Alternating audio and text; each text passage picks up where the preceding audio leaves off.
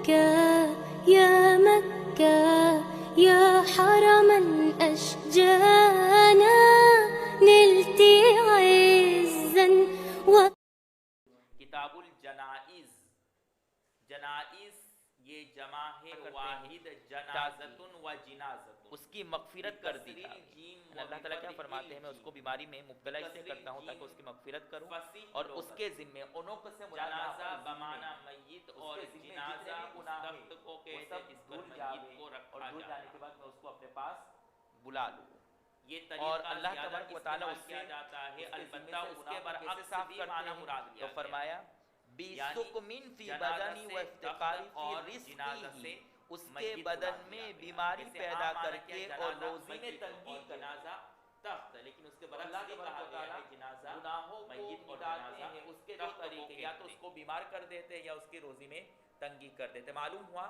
کہ رزق میں تنگی کا ہونا یہ بھی مبغوض ہونے کی علامت نہیں ہے بلکہ یہ بھی عند اللہ محبوب ہونے کی بیان کر رہے تھے۔ اس سے اگر کوئی غریب ہے اس کی روزی میں تنگی ہے ایک صلاۃ جنازہ بھی ناراض ہے جو مخصوص وقت پر اللہ کی رضا اور ناراضگی کا معیار ہم نے رزق کی وسعت اور صحت یابی اور تندرستی صلاۃ جنازہ سے پہلے کچھ اور رزق کی تنگی کو ہم نے مبغوض سمجھا، اس کو برا سمجھا، حالانکہ معاملہ کے بالکل برعکس ہے، جیسا کہ صلاۃ جنازہ کے ملحقات کو مصنف نے سب سے پہلے بیان کیا۔ ملحقات جنازہ میں سے ایک چیز کیا ہے کہ مرنے سے پہلے انسان بیمار ہوتا ہے، تو اب اس مرنے والے مریض کے کیا حقوق ہے تو اس کو بیان کرتے ہوئے مصنف نے باب عیادت المریض و ثواب المریض کو بیان، اگر میں نے کاغذ دے دیا تو حضرت علی کو خلافت مل جائے گی اور ہمارا پتہ کٹ جائے گی، اس لیے کاغذ دے دیا اور منع کر دیا جب اپنے مرض کو برداشت نہیں کر پاتا اللہ کے رسول تو پھر وہ اپنے لیے موت کی تمنا کرتا ہے، اس کے بعد مصنف امام نووی باب التمنی بالموت کہ اگر اللہ کے رسول کو حضرت علی کی خلافت کی وجہ سے مسائل کی وجہ سے کرنا یا اللہ کے رسول کو خلیفہ بنانا چاہتے تو کسی کی ہمت جب انسان اللہ کے رسول کو مر جاتا ہے اس دنیا سے رخصت ہو جاتا ہے، معلوم ہوا کہ وہ بعض اہل خانہ صحابہ نے کہا کہ بعض نصیحت کے لیے آپ کے احادیث اور قرآن ہمارے لیے کافی ہے، اب مزید لکھنے کی ضرورت نہیں ہے کہ صحابہ کرنا زور زور سے چلا کر کے رونا شرعاً اگر کوئی بہت اہم چیز جیسے خلافت نے ایک ترجمہ اللہ کے رسول کو کوئی منع نہیں کر سکتا، باب البکاء علی المیت دے دیتے اس ترجمۃ الباب میں ان تمام روایات کو جمع کیا کہ میت کے رونے پر آہوزاری اور بکا کا شرعی حکم کیا، اللہ کے رسول کا فرمان کیا ہے کے سامنے کچھ کہہ سکے، اس حدیث سے پھر جب لوگ رونے دھونے سے فارغ ہو جاتے ہیں تو اب اس کی تجہیز و تدفین اور جنازے وغیرہ کی باری آتی ہے۔ یہاں پر یہ بتایا کہ بعد مریض کے پاس کیا ہے باب المشی اور شور و غل نہ کرے، کہ اب اس جنازے کو اٹھا کر کے لے چلے اس کے یہاں سے کھڑے ہو جاؤ، کیوں اس لیے کہ یہ آداب مریض یعنی مریض کے جو آداب ہیں ان کے خلاف ہے۔ یاد رکھے کہ مریض کے پاس کم بیٹھنا چاہیے، حکم اس شخص کے لیے ہے جو وقتی طور پر زیارت کے لیے جائے، ورنہ وہ شخص جو اس کا دوست ہے یا حدیث کی خدمت کے لیے وہاں رکا ہوا ہے آدمیوں کے ساتھ قلت جلوس یا تخفیف جلوس نہیں کرنا، ان کے حقوق کو بیان کے تین یا مریض خود کہے کہ بیٹھو، جیسے قاری اظہار اور آزاد شخص بھوکے آدمی کا حق کیا ہے تو فرماتے کہ اس کو کھانا میں بیمار ہوئے تھے، اور مریض کا حق کیا ہے کہ اس کی عیادت کی جائے، اور غلام کا حق کیا ہے کہ اس کو آزاد کیا جائے۔ یہاں پر امر کا صیغہ ہے جو وجوب پر دلالت کرتا ہے، یہاں پر وجوب سے وجوب عین اور وجوب کفایہ دونوں مراد ہیں۔ اگر محلے میں سارے ہی لوگ مالدار ہیں یہاں بیٹھے ہیں ہمیں اچھا لگا ان کی ذمہ داری کو، اگر وہ آپ کو کہے کہ بیٹھو کھلا دے، تکلیف نہیں ہو رہی اور ان کے پاس کوئی موجود بھی نہیں تھا، کسی ایک نے بھی کھلا دیا تو وجوب علی الکفایہ ادا ہو جائے گا۔ تو اگر خدمت کے طور پر یا دوستانہ تعلقات یا خود، اور اگر کسی نے بھی اس کی مدد نہ کی اب کی وجہ سے مر گیا تو سارے محلے والے ان بستی والے، یہ حدیث نہیں پیش کریں دلیل کے حدیث میں تو یہ آیا ہے۔ اور اگر بستی میں سب اس بھوکے کو کھانے کی استطاعت نہیں رکھتے ہیں بلکہ صرف ایک ہی آدمی ہے جو مالدار ہے جس کے اندر استطاعت ہے کہ وہ اس جائے اور بھوکے آدمی کو کھلا سکے، تو اب اس کی ذمہ داری بنتی ہے موت کی تمنا اس کے لیے اس واجب عین ہو گیا، فرض عین ہو گیا، اگر اس نے نہیں کھلایا تو اب وہ گنہگار ہوگا، دوسرے بستی والے نہیں۔ اکثر روایتیں وہ بیان کی گئی ہیں جس میں اللہ کے رسول صلی اللہ علیہ وسلم نے موت کی تمنا کرنے سے بلکہ حکم اس کے لیے لازم ہو گیا ہے، واجب عین ہو گیا، اگر اس نے نہیں کھلایا تو وہ اجازت دی گئی ہے۔ صاحب مرقات نے الجائع کی تشریح کرتے ہوئے فرمایا المضطر والمسکین والفقیر، برداشت جائع سے مراد کر سکے حالات ہی نہیں بلکہ مضطر سے مراد بے سہارا، بے یار و مددگار۔ تو اس کو ایسی تمام روایات کو مد نظر رکھتے ہوئے کہ اس ضرورت کو حاصل کرنے کے لیے وہ مجبور ہو جائے اور اس کا کوئی معین مددگار اور سہارا نہ ہو، تکلیف اور مصائب اور آلام کوئی بھی ضرورت بے سہارا ہو، دنیاوی آلام اور دنیاوی تکالیف سے چھٹکارا پانے کے لیے یہ مذموم ہے اور قابل تعریف نہیں، برا ہے۔ شریعت سردی کے موسم میں کوئی بے سہارا ہے، موت کی تمنا کے پاس چادر لحاف نہیں ہے، وہ اس چادر پہ بات پر محمول ہے کہ دنیاوی آلام اور دنیاوی مصائب کی بنیاد پر انسان موت کی تمنا کرے کہ اب میں مر جاؤں۔ اس کی بیٹی کی شادی ہو رہی، رخصتی کے ممانعت فرمائی، کہ اس کی ممانعت فرمائی اس لیے کہ یہ اللہ کے فیصلے پر راضی نہ ہونے کی علامت ہے۔ موت کی تمنا مانگنا یہ کس بات کی علامت ہے کہ وہ اللہ کے فیصلے پر راضی نہیں ہے؟ علامہ اوپر تیبری قدر پر علیہ مقدر میں جو مصیبت تھی کہ اس پر راضی نہیں ہے، تو یہ اللہ کے فیصلے پر اعتراض کرنے کی وجہ سے ہر وہ شخص کر رہا ہے۔ اس طرح سے اللہ مجبور نے فرمایا کہ انسان اپنی زندگی میں موت کی تمنا نہ کرے، البتہ اگر اس کی مدد آپ ایسی جگہ پر ہو جہاں اپنے ایمان کو بچانا متعذر ہو جاوے، یہ تو الجائع کی تفصیل اور تشریح ہوئی۔ اس کے بعد وعود المریض، مریض کی عیادت کرو، موت مانگ سکتے، جیسے امام بخاری رحمۃ اللہ علیہ کے لیے اس میں بھی وہی دونوں ہو گیا تھا کہ اگر بستی میں کوئی شخص نہیں اس کی عیادت کے لیے سوائے آدمی کے، تو اب اس آدمی پر فرض عین اور واجب عین اس کی عیادت کرنا۔ اسی طرح بستی میں بہت سارے لوگ عیادت کے لیے تو ایک آدمی بھی اس مریض کی عیادت کر لے اللہ سے ملاقات اور وجوب ادا ہو جائے گا سب، تو اس کو بھی مستحب قرار دیا گیا ہے۔ لہذا جن اولیاء اور مریض کے متعدد آداب قول ہے کہ وہ موت کی تمنا کرتے تھے، تو حضرت بانی رحمۃ اللہ علیہ نے اپنی اللہ کے نکاح کے آداب المعاشرت میں لکھا ہے، تو اگر نکاح الہی کے متمنی ہے لیکن ضروری آداب جو معروف و مشہور کر رہے ہیں ترین مستحب ہے، اس میں سے ایک یہ ہے کہ اس کو جا کر سب سے پہلے تسلی دے اہل دنیا اور کہے لا بأس، اس بنیاد پر ہے تاکہ کوئی حرج نہیں، کوئی فکر کی بات نہیں ہے، اللہ ان قریب آپ کو صاف شفاف کر دیں گے، تمام بیماریوں سے موت کی صاف و شفاف کر دیں گے۔ اللہ کے رسول صلی اللہ علیہ وسلم سے یہی الفاظ منقول ہیں، یا آج لبا عام طہور ان یشفیک، یعنی موت کی تمنا کرنا، اس طرح کے الفاظ سے تسلی دو، خالی خدا ایران قرآن کی باتیں نہ کرے، کہتے ہیں چلو بیکار کی باتیں نہ کرے، بس اس کو تسلی دے کر کے آ جائے۔ رسول نے کیوں منع فرمایا؟ ایک وجہ تو حدیث میں بیان کر دی کہ اگر وہ نیک آدمی ہے تو ہو سکتا ہے اس کی زندگی بڑھ جائے اور وہ مزید اعمال کرنا بیٹھے رہے بلکہ جنت میں اس کے درجات بلند ہو جائے، اس کا دماغ اس سے موت کی تمنا نہیں کرنی چاہیے، اچھا اور اس کے سرحانے پر آ کر کے کیوں نہیں کرنا چاہیے؟ اس لیے کہ فلعلہ ان یستعتب، ہو سکتا ہے وہ توبہ کر لے، کو تکلیف ہو، یعنی اگر مالی حقوق یا بندوں کے حقوق اس کے بار بار آپ سے پوچھنا نہیں پڑے کہ آپ کیا کہنا چاہتے ہیں، ادا کر کے سبکدوش ہو آپ کو چلا چلا کر، اور اگر اللہ کے حقوق میں اس نے کوئی کمی کی ہے تو اس سے توبہ کریں۔ یہاں پر اسی طریقے سے اس کو دعا دے کر کے حقوق عبادت دونوں کی ادائیگی مراد ہے، اس کو امید ہے کہ ان دونوں حقوق کو وہ ادا کرے، کچھ ضروری آداب ہیں، اور اگر اللہ تعالیٰ نے اللہ کی رضا کا جیب آپ کے بھرے ہوئے ہو تو کچھ کھانے پینے کی چیزیں لے جاؤ، اس لیے ہمیشہ پھول کا گلدستہ لے جانے کا رواج بن پڑا ہے، بلکہ اس سے اس کو کچھ فائدہ نہیں ہوگا، زندگی نہ دین کا نہ دنیا کا، یہ جاہلوں کا رواج ہے۔ دعا کرتے رہنا چاہیے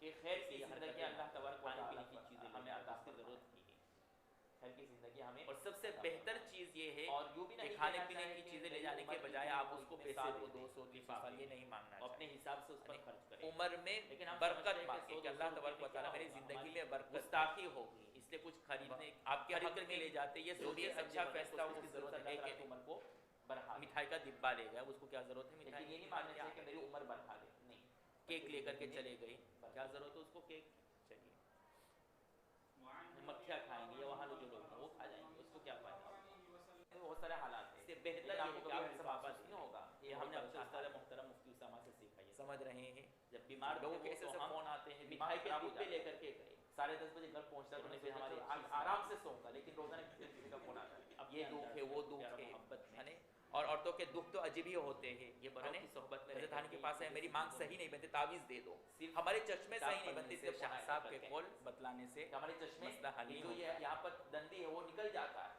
یہ کر لو وہ کر لو, دکان والوں کی پورا دماغ کھا گیا, آدھا پونا گھنٹہ کھا گئی وہ عورت. ابھی اس پر کلام نہیں سمجھ رہے, تو ایسے حالات آتے ہیں, اس کا بھی جواب ہے. یہ ایک نمونہ بتا رہا اللہ کلو تک کی ہی زیادہ خطرناک, وہ تو نہیں بتا سکتے, یہ تو ایک معمولی نمونہ بتایا آپ کو, اس کی جھلک. وفق العانی, تو حالات تو سبھی کو, اور غلام کو آزاد, لیکن آپ کو ہاننے کی کوئی ضرورت. غلام کو آزاد کرنے کا مقصد کیا ہے؟ آپ کام کرتے چلے جائیں, اس کو آرام اور راحت پہنچا کرتے چلے جائیں.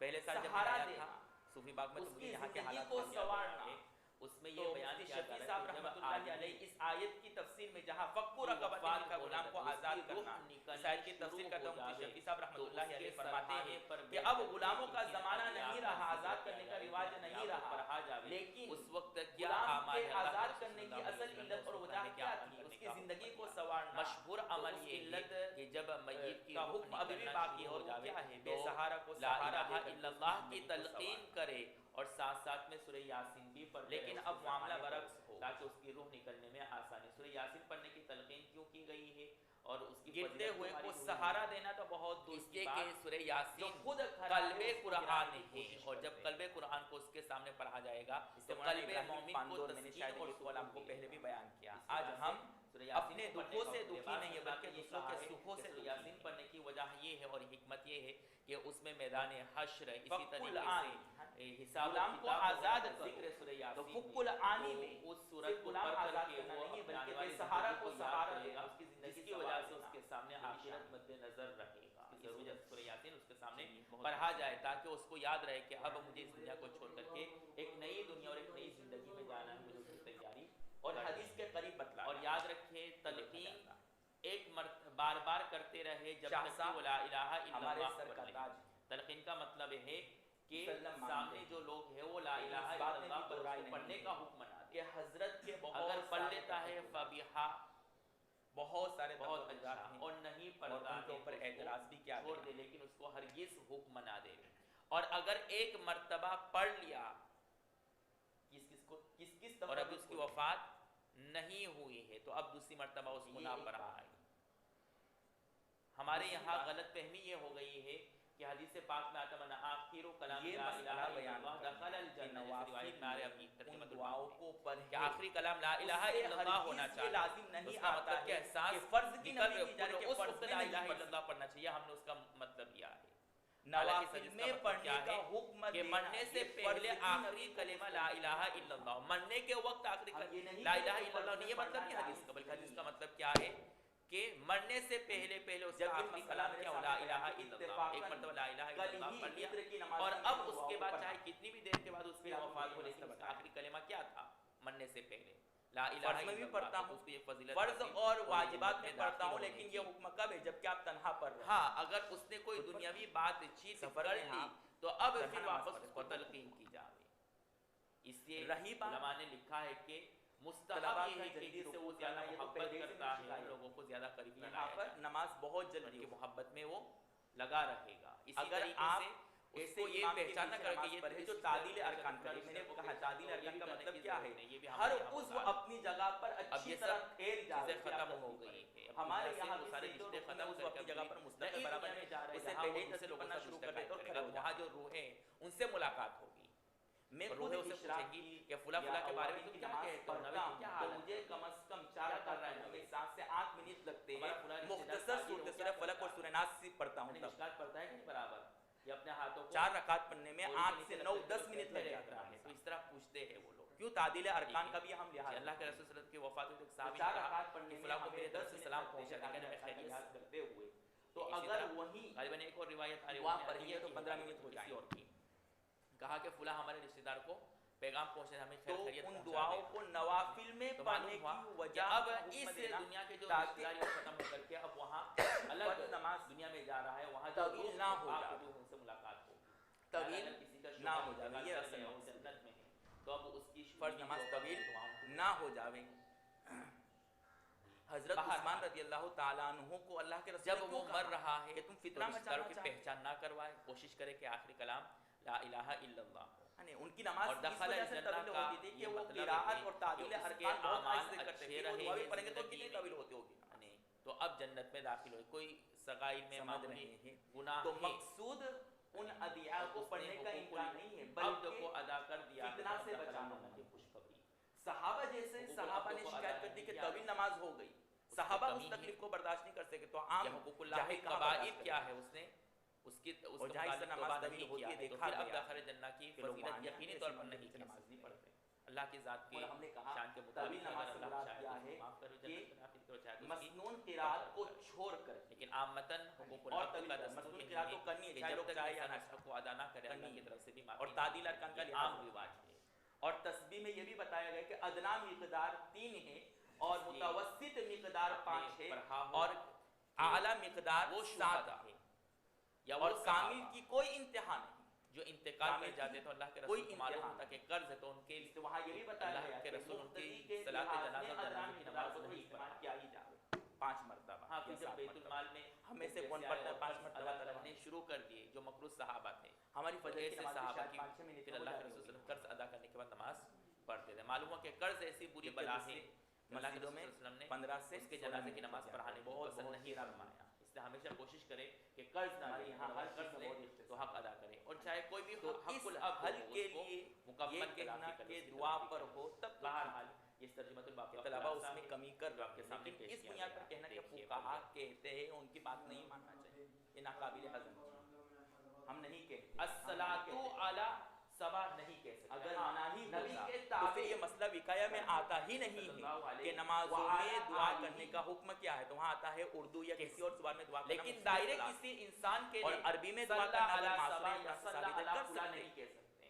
اس بات پر تمام اور اگر قرآن میں لفظ ثابت نہیں انبیاء اور نبی کے لیے عام خاص لوگوں سے مانگ سکتے ہیں. لیکن جب یہ آیت نازل یہ ہوئی مسئلہ اور اللہ صاحب نے فرمایا کہ بابو کہ جب جب کسی اصطلاح مومن بیان کو کرنا مصیبت جب واجبات کو پہنچے بیان کر رہے فرائض اور وہ کہے ان للہ و انا الیہ راجعون اولئک علیہم صلوات من ربہم تو کسی بھی فقیر اللہ نے ڈائریکٹ ان کے اوپر بس کہا کہ نوافل میں پڑھنا افضل صلاۃ کو ان کی طرف ڈائریکٹ فرض میں کیوں نہ پڑھے بغیر کسی تاکہ لوگوں کو اقتحاد محسوس نہ ہو. نبی رحمۃ اللہ علیہ نے کہا کہ لفظ صلاۃ کو ڈائریکٹ کسی انسان کی طرف اور عام مومن کی طرف منسوخ کرنا جائز نہیں ہے. تو اس آیت میں اللہ نے کیوں منسوخ کر دیا؟ تو مفتی ادریس کاندھلی رحمۃ اللہ علیہ فرماتے ہیں صبر کرنا یہ حصص انبیاء میں سے ہے اور انبیاء کے ہر چیز حصص کھول کر کے میں بیان سے اور کریں انبیاء گے کے سبق کہاں سے خصوصیات میں سے ہے. تو اس نے نبی کی اس کچھ چیزیں خصوصیت اشارے کو میں اختیار ہوتی ہیں، کیا وہ جس سے طلبا اللہ تبارک و تعالیٰ نے اس کی طرف صلاۃ کی نسبت براہ راست کے درمیان جو مکالمہ بہت بڑی بات ہوگا اس کو صبر کرنا کسی کے چلے جانے پر کسی چیز کے گم ہو جانے پر کسی حادثے کے پیش آنے پر ان الفاظ کو پڑھ کر کے صبر کر لینا. مریض اللہ تبارک و تعالیٰ آپ کے اوپر ڈائریکٹ صلاۃ نازل کریں گے. کتنی بڑی فضیلت یعنی آپ کو انبیاء کے زمرے میں اور انبیاء کے جماعت میں داخل کر وہاں پاتے. تو اللہ کو وہاں پانے کا مطلب کیا ہے کہ اگر تم اس بندے کی عیادت کو جاتے تو مجھے پاتے یعنی میری رضا اور میری خوشی کو پاتے جو تمہارے اور مجھ سے جو چیز لے لی گئی ہے وہ اس سے بہتر عطا فرما کی روایت آ رہی ہے. ام سلمہ فرماتی ہے کہ میں نبی کے اس فرمان کے پر عمل کرتے ہوئے جب میرے شوہر کا انتقال ہو گیا آپ کیسے پیاس ہے تو میں نے یہ جواب دیا یعنی میرا فلاں بندہ اور میں نے سوچا کہ میرے شوہر سے بڑھ کر کے اور کون ہو سکتا ہے تو اس کو کھانا کھلا اس سے بہتر چیز مجھے مل ہی نہیں سکتی. لیکن چونکہ اللہ کے رسول نے کہا کہ اللہ سے مانگو کہ جو مجھ سے چیز چھین لی گئی لے لی گئی اس سے بھی بہتر عطا فرما. اتنی بات سمجھ کہ میرے شوہر بہت نیک پاس تھے. اللہ کے رسول سب سے پہلے وہ جنہوں نے ہجرت کی مدینہ کی انشاءاللہ صبح میں یہ بتلا یہ دعا کروں گا تو اس کا کوئی مطلب نہیں ہے کہ زیادت کر لیا جائے تو یہ دعا پڑھے اس کو یہ دعا دے لا با ایسے یہ دعا کوئی غم کی بات لا با مطلب کو یہ بات سمجھنا ہے تو ہو اس سے بہتر چیز بھی مل سکتی ہے. اس کے بعد اللہ کے رسول کا فوراً پیغام آیا تو اس برہے کو جب اللہ کے رسول نے دعا دی تو اس نے تو یہ اپنی دعا کو قبول کرنے کے بجائے ایک حصہ بنا لو اس عمل کو اپنا لو. میں خود اس عمل پر بہت پابندی سے عمل کرتا ہوں. جب بھی کوئی گناہ صاف نہیں ہوں گے بلکہ یہ بیماری بڑھتی رہے گی جاؤں ماضی میں قبر میں پہنچ خیر مر جاؤں. اس کے حضرت نے کہا ٹھیک ہے جب تم ایسا ہی ٹینشن لینے سے کوئی چاہ رہے ہو تو ایسا ہی ہوگا. چنانچہ وہ مر گیا. معلوم ہوا کہ کوئی دعا دے اس کو قبول کر لینا چاہیے بغاوت پر نہیں کرنا چاہیے. اور ثبوت ملتا حل اس لیے وہ مسائل کتابوں میں موجود ہے اور بے وقت عمل نہیں ہوتا. انسان ایسے الفاظ نہ کہے کہ وہ اذان قبولیت کے کی بعد گھڑی ہو سکتی ہے اقامت اور سے انسان کے پہلے حق میں جماعت دعا کھڑی ہونے سے قبول پہلے ہو جائے. تصویب یعنی الصلاۃ الجامعہ یہ سمجھتی تھی کہ موت متاخرین کے وقت اور سکرات، لیکن آپ نے کبھی نہیں نیک دیکھا ہوگا لوگوں پر تصویر نہیں کیا جاتا آیا کسی کرتا. علاقے میں. الصلاۃ الجامعہ لیکن جب اس اللہ طرح کے کا رسول الفاظ صلی اللہ علیہ کوئی وسلم کی وفات نہیں کہتے. یہ فقہ کتابوں میں ہدایہ وقایہ میں موجود ہے کہ وہ دیکھ کر کے وہ اس کے بعد کو تلقی بالقبول حاصل نہیں. لوگوں پر بھی تو اسی طریقے سے امامہ اگرچہ امام صاحب وقایہ نے اس سے پہلے اس کو برا سمجھ پہننا متاخرین جب نے اللہ کے رسول مستحسن قرار دیا ہے، لیکن اللہ کے رسول کو سب سے زیادہ نہیں تکلیف ہے. اس لیے ایک حدیث میں اس کی نفی کی بات گئی. اس کو برا سمجھنا بند کر. لیکن اعتراض ہوتا ہے کہ حدیث میں آتا ہے جیسا کہ میں نے صبح میں بتلا دیا تھا کہ کفن آسانی سے تین قسمیں ہیں: کفن مسنون، کفن یہاں پر کفایہ اور سردی میں کفن اللہ کے رسول ضرورت. کفن اس کا مطلب مسنون کیا ہے؟ مرد کے موت لیے سے تین پہلے اور اللہ کے عورت رسول کو پانچ، تکلیف، لیکن کفن جب کفایہ مرد کے لیے دو مومنین اور نیک عورت اور کے لیے، اولیاء یا اور اس اللہ کے کو رسول کے عام دو اور اس طرح کیا کہ جو میت کی طرح قبروں میں کفنایا جائے گا. تو اس سلسلے میں امام مالک اس سے پہلے اور امام ابو حنیفہ اور رحمۃ اللہ اللہ کے علیہ رسول فرماتے صلی ہیں اللہ علیہ وسلم کو شدت موت سے کیوں گزارا گیا، اس کا جواب میں نے حضرت گنگوہی کے حوالے سے کسی بیان میں یہاں پر بود کے موقع پر اسی طریقے سے کسی اور موقع پر میں نے بتایا تھا. یہاں پر بھی تو بتایا تھا نے. ایک قول تو یہ امام ہے کہ شافعی غزوات رحمۃ میں اللہ یہ علیہ اور کہ امام کہ احمد بن حنبل رحمۃ اللہ علیہ فرماتے نمونہ ہیں کے طور پر کہ لقد کان لکم فی رسول اللہ حالت اسوۃ احرام حسنہ. میں محرم اگر انتقال کر جاوے تو اس کو انہی دو کپڑوں میں کفنا کر کے دفنا دیا جاوے جو وہ پہنتا ہے.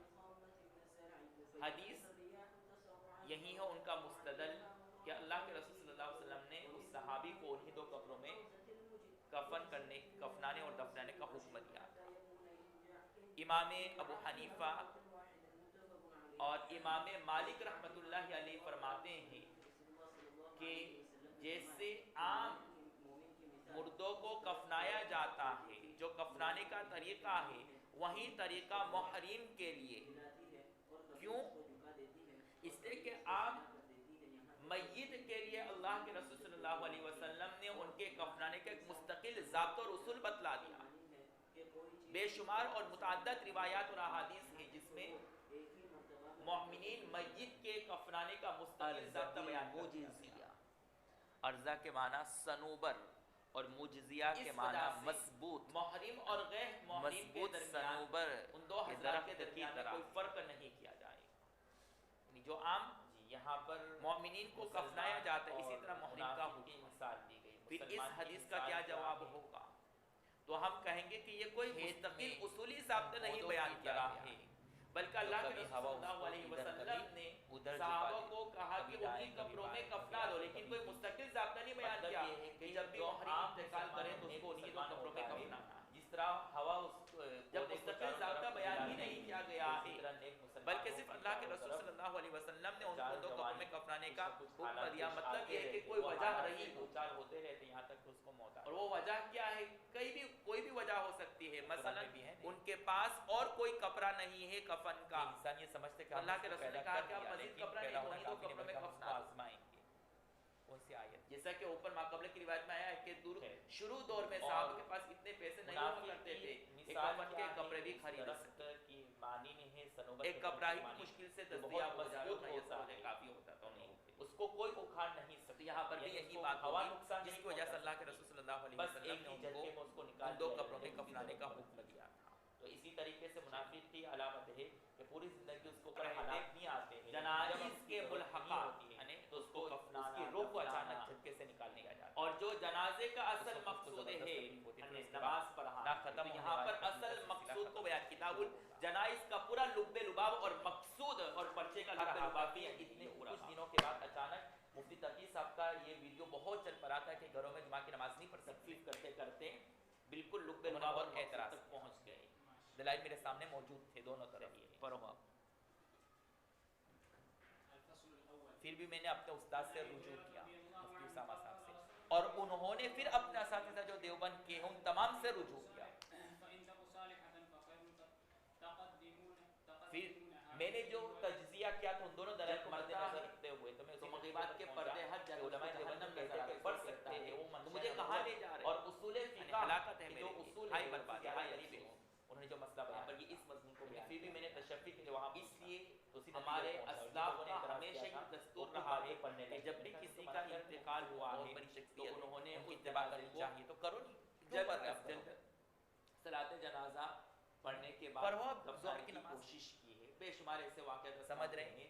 پھر اتفاقاً یہ ہوا کہ اسی سال وہاں اہتمام نہیں عید کی نماز میں خوب بارش ہوئی. عید کی نماز کے لیے دے دی گئی بلکہ آگے لیکن سرکار کے خوب بارش آ رہی ہے تو ان کو خود فتویٰ دینا پڑا کہ گھروں میں عید کی نماز پڑھ لو. کسی جگہ انتقال کر جائے اپنے سمجھ رہے ہیں شہر سے دور تو اب کیا کرے؟ تو احمد المشائخ فرماتے ہیں احادیث کو مد نظر رکھتے ہوئے لیکن جہاں جگہ اس کا انتقال ہوا وہاں ہی اس کو دفن کر دیا جائے. جیسے حضرت عائشہ رضی اللہ تعالی عنہا کہ بھائی جب ان کا مطلب وہ حاصل ہے کہ نہیں وہ دیکھا جائے ان کو اسی جگہ دفنا دیا جاتا جہاں ان کے اور تلقی بالقبول کا مطلب یہ نہیں کہ لوگوں نے اسے قبول کر لیا. علماء نے دلائل کو منشا کو دیکھ کر اس کو قبول کیا ہو بتلا دیا جائے گا. بہرحال انسان جب بھی مر جائے تو اس کو جلدی اور دفنا دینا کسی کے چاہیے. قول کو لینے میں تاخیر نہیں کرنی چاہیے اصول ہے اس کی روح نہ اس دنیا کی رہتی نہ وہ دنیا کی رہتی طریقے وہ سے لٹکتی رہتی. دوسری کتابیں ہیں سمجھ رہے دو تین کتابیں وہ آپ کو پڑھنے کا موقع ملے جب گا. تک دفنائیں گے کسی کے قول کو لینے میں کون کون سے اس کو پریشانی اسباب ہے جو ترجیح ہماری رواج چل پڑا ہے کہ ترجیحات کو صبح انتقال ہوتا ہے تو رات کو 12-1 بجے دفنا یہ کام اصحاب الترجیح کا ہوتی ہے. ائمہ اربعہ کا کام تھا اجتہاد کرنا. پھر اس کے بعد جو ائمہ آئے ان کو اصحاب ترجیح کہا گیا. انہوں نے ان کے دلائل کو پرکھ کر کے کہ کون سی دلیل منشأ نبوت سے زیادہ قریب ہے ان کو ترجیح دی گئی. پھر ان اقوال کو شامی نے جمع کیا. اور جس طرح حدیث کی کتابوں میں بخاری سب کا امام ہے اور جہاں بخاری نے کچھ کہہ دیا تو سب پیچھے ہٹ جائیں گے. اسی طرح فتاوی میں اور فقہ میں شامی نہ بیٹھے یہاں تک کہ اگر شامی آ گئے نا سب کیا مطلب چاہے شاہ صاحب چاہے اور کے دو مطلب بیان کیے لیکن راجح مطلب اس حدیث کا یہ ہے اور شامی نے کہ کہا جب جنازے کو کندھے پر اٹھا دیا گیا ہے تو اس وقت جتنے بھی لوگ جنازے کے ساتھ چل رہے کسی کو نہیں لیکن تردید نہیں کی کہ فرض میں نہیں پڑھ سکتے. کندھے پر کتنا اٹھا اچھا کر جملہ کے تھا کہ نوافل میں پڑھنا چاہیے وہ افضل فی النوافل. اس سے کہ جب اس کو ایک مرتبہ کندھے پر اٹھا دیا گیا ہے تو ہو سکتا ہے اٹھانے والے میں سے کسی کو مدد اور شوق اس کی امداد کی ضرورت پڑنے کا اور امداد اور مدد کے لیے حدیث میں منع کیا گیا کہ نہیں بیٹھنا چاہیے. جو لوگ اٹھا رہے ان کے پیچھے پیچھے چلتے رہو تو کہتے اگر ہیں وہ صبح سے لے کر کے تہجد تک پڑھا دے جنازے کو. نبی نے جتنی بھی دعا پڑھی رکوع میں سجدے میں سب جتنی بھی مشکات ہم تو بہت خوش ہوں کہ ہمارے بھی ایسے طلباء ہیں کہ ان کے پاس سے مقتدی حاصل ہے. پھر تو آپ کے مقتدی فرشتہ صفت ہوں گے. گھبراہٹ کو بھی ایسے مقتدی حاصل آپ کو حاصل ہو گئے تو وہ ہے کہ نہیں فرشتہ صفت. کسی کو انسان کسی میت کو دیکھے تو ہاں انسان ابوالکلام موت کیسے شاید مقتدی ہے سمجھنے کی کوشش کرتا ہے. حضرت علی سے مقتدی گھبراہٹ محسوس کرتے کہ ہمیں ایک دن تم کو اللہ کے سامنے پیش ہونا ہے تو اس گھبراہٹ کی بنیاد پر اللہ کا صدقہ کر دینا کچھ پیسے کھڑے ہو گئے تھے.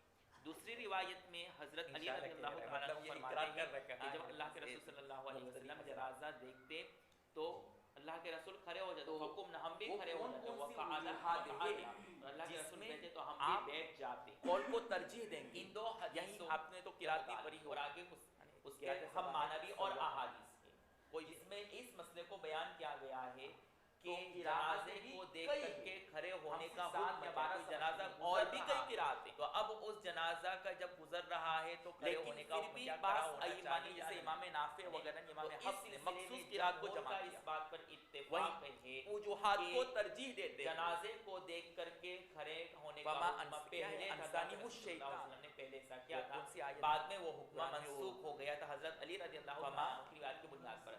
کیوں حضرت علی کیا فرماتے ہیں حدیث کے دو معنی میں مطلب نکل سکتے ہیں. ایک مطلب تو کیا نکلا کہ اللہ کے رسول نے جنازہ دیکھا تو کھڑے ہو گئے تو ہم بھی کھڑے ہو گئے. پھر اللہ کے رسول جب جنازہ چلا گیا تو بیٹھ گئے تو ہم بھی بیٹھ گئے. یہ ایک مطلب ہے حدیث کا. یعنی مطلب کیا ہے کہ اللہ کے بتانا بھول گئے ہم ابتدا میں جنازے کو دیکھ کر کے کھڑے ہو گئے تو ہم بھی اللہ کے پر گرم ہو کہ اتباع میں کھڑے ہو جاتے. پھر وقعد فقعدنا یہ الگ اب جملہ ہو جائے گا مستحیل کہ اللہ کے رسول نے پھر بعد میں ہمیں کہا کہ بیٹھے تھا تو ہم بیٹھے رہتے تھے. مقصود کے حصول میں بعد میں اللہ کے رسول نے ابتدا میں تو اب اس سکل کی غمازی کے لیے حفظ نے تمام ائمہ سے کر کے کہا کہ اسقل الحرکات یہاں پر ہوتا کہ اس سکل کی غمازی کرے نہیں ہوتے. تو حضرت علی رضی اللہ تعالیٰ عنہ کی ترجیح ہوئی روایت کی بنیاد پر حالانکہ بہت ساری قرأتیں حکم لگایا ہے کہ انسانی جنازے کو دیکھ کر کے کھڑے لیکن ہونے اس کا قرأت حکم کو لیا منسوخ ہے ہو چکا ہے. انسانی. ابتدا میں اللہ کے رسول صلی ترجیح اللہ علیہ وسلم ہوئی. ایسا کرتے تھے. کیوں کرتے تھے؟ اس کی متعدد وجوہات ذکر کی گئی. اس میں سے ایک وجہ یہاں پر اس حدیث میں نسائی کی ہے روایت کہ اللہ کے رسول نے ایسا اس کہ بنیاد اذان پر میں کیا کہ آخری موت کی کلمہ گھبراہٹ کی بنیاد لا پر. الہ ایک اور الا روایت اللہ آ رہی کہ جس میں یہ اذان بیان میں کیا آخری گیا کہ کلمہ اللہ کے کیا ہو؟ جنازے کو دیکھ کر لا کے الہ الا اللہ. کیوں آپ کرے ہوئے تھے؟ مطلب اللہ یہ کے کہ رسول اللہ علیہ اکبر وسلم نے اللہ فرمایا اکبر تاکہ وہ جنازہ میرے سر کے اوپر لا سے الہ نہ الا جائے. اللہ. تو سندھی علامہ سندھی رحمۃ اللہ علیہ اس حدیث کی تشریح کرتے ہوئے فرماتے ہیں کہ آخری کلمہ لا الہ الا اللہ کو اس لیے رکھا گیا کہ جس طریقے سے توحید میں اللہ ایک ہے تو صوت میں بھی اللہ کی وحدت ثابت ہو جائے. صوت بھی ایک اور ذات بھی ایک,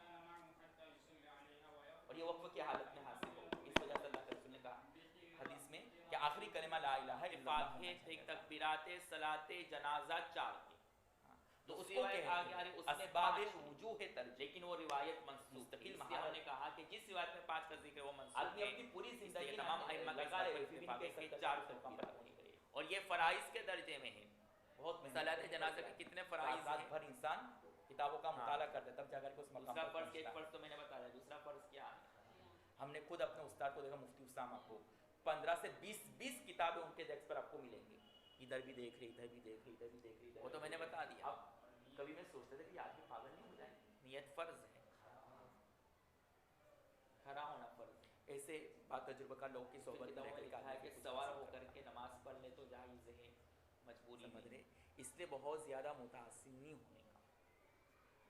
سب کے قول تلاش کر لینا. یہ عمل نہ ہو سکتا. 2 قول ہے. کچھ حضرات نیت کہہ رہے, کچھ قیام کہہ رہے. لیکن قول وہی لیا جائے گا جو تلقی و بالقبول ہو, کاپی میں نے جس لکھا پر دیا. عام یہ ہمیشہ یاد رکھنا. خیر, یہ ایک دور چل پڑا ہے کہ ہر ایک اپنا تفرد, اپنا اتحاد بیان تو کرتا 2 ہے. فرض ہیں صلاۃ جنازہ کے. اس میں سے آپ ایک لوگوں سے تکبیرات کی, اور اور کبھی ہر ایسا مت تکبیر کرنا. ایک کبھی بھی ایسا مستقل مت کرنا اور ایسے لوگوں کی بات میں بھی نہیں آنے کا. رکعت آپ کے بیان ہوں کریں انشاءاللہ اس میدان میں. اور آپ کے ساتھی نے جو آپ کو بھی کہا کہ شوق ہوگا قیام کہ اپنا ضروری ذاتی ہے, تفرد معروف نہیں. لیکن نیت کا کیا حکم ہے وہ بھی دیکھ لینا. سمجھ رہے ہیں, اس سے آپ کو سمجھا رہا ہوں. آپ نے کوئی اس کتاب پر بقایا میں چاہتے مسئلہ ہیں کہ لکھا ہم اس ہے بات کو منواؤ. کہ اگر کوئی شخص سوار اپنے ہو ذاتی کر تفرد کے میں جنازے اپنے کی ذاتی نماز پڑھ لے بغیر یہ عذر کے جذبہ تو ہوتا ہے صلاۃ جنازہ نماز نہیں ہوگی. آپ کے اندر اس کیا لیے ہے؟ کہ اس کو نادان, استحسان اندھے, دلیل استحسان کی بنیاد پر فرض نمازوں پر قیاس اندھے سے نہیں نکلیں کیا. گے ساری چوزیں, اگرچہ یہ دعا تو پھر وہ ڈنک ماریں گے. لیکن دلیل استحسان کی بنیاد پر اس کو فرض نماز پر قیاس کیا ہے. جیسے وہاں قیام ضروری, یہاں پر بھی قیام آپ ایسا ہرگز مت کرنا. یہ ہدایہ میں یہ دلیل پیش کی ہم گئی نے ہے. پوری اور کوشش بقایا کی میں اپنی یہ زندگی میں ہمیشہ. بہرحال یہ تو تکبیرات کا متعلق بات تھی. تکبیرات میں کیا کیا پڑھنا ہے, پر اکثر اس سلسلے میں اسی قول کو لیا ائمہ کے درمیان میں اختلاف ہے. سبا چنانچہ دارو تکبیر کے اولیٰ بھی ثنا کے بعد لیکن امام ہم یہاں جو شافعی مسئلے ہیں اور اس میں امام جو احمد بن حنبل رحمۃ اللہ وہیں علیہ آپ کے فرماتے سامنے ہیں سبا دارو کی سورہ تکبیر. فاتحہ پڑھیں گے اور ان کی دلیل ترجمۃ الباب میں چند احادیث کو بیان کیا گیا ہے جس میں سورہ فاتحہ پڑھنا ثابت وہ ہے. حاسدین بھی ہو سکتے ہیں, کہنے والے جو بھی ہو, حقیقت کی ہو تو اللہ ہی بہتر. جبکہ امام مالک رحمۃ اللہ علیہ اور امام ابو حنیفہ رحمۃ اللہ علیہ فرماتے ہیں کہ تکبیر اول ثنا کے بعد سورہ فاتحہ پڑھنا جائز نہیں, متاثر ہو کر اس لیے کہ متعدد صحابہ سے سورہ فاتحہ پڑھنا ممنوع ہے, انہوں نے منع کیا ہے. صراحتاً اس کے ممانعات متعدد روایت میں موجود ہے.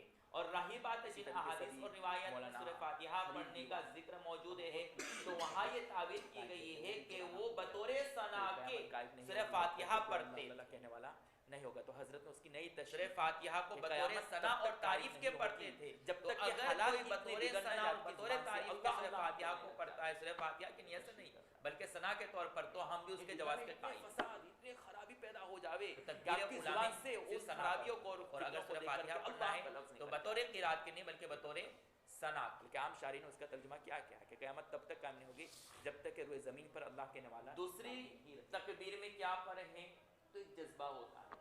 اب مشہور ہے کیا پڑھیں گے, درود پڑھیں گے. بہت خطرناک, اور بہت سیکھنے کا تیسری دور ہے. تکبیر میں دعا دعا پر پڑھیں. متاثر نہیں ہونے کا, اپنے بھروسے بالغین کی الگ دعا ہے, نابالغین کی الگ ہے جو آپ جانتے ہیں.